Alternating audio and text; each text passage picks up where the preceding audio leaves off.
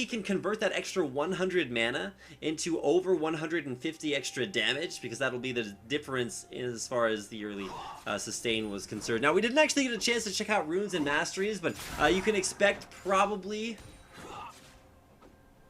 a 21-9-0 start for Zefa. Doesn't traditionally use a whole lot of mana. Relatively low mana cost as well, and we'll look, stacking up those spears. Won't be able to hit a pierce off of them, but should be able to, yeah, just look at that rend damage. Stacked up about 6 or 7 spears there, and even able to trade that back with a spear toss.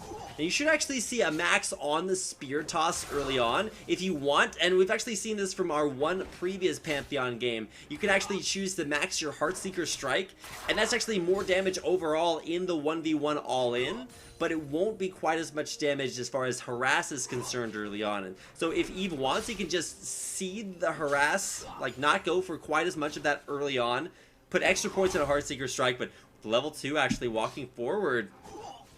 I think Eve might have skilled the Heartseeker Strike. I didn't actually catch what he skilled as his second ability, so we'll see if it actually is the stun, and it actually is going to close the gap here. But this martial cadence just allowing the kite backwards there from Zefa, so effective at getting that distance down, but all Eve needs is just a little bit of extra mana and might be able to go for this ignite all in. Now, health potions are ticking, and you can see Zefa playing as far back as humanly possible. Spear shots thrown out there, and a couple of CS more coming back his way. And you can already see the CS differential starting to be shown. There's the all-in. There's an instantaneous barrier, not dishing out as much damage as he could there. One auto attack into spear. He's gonna need a spear shot to turn it down, but he actually gets rent. Is that the password, past tense of rended?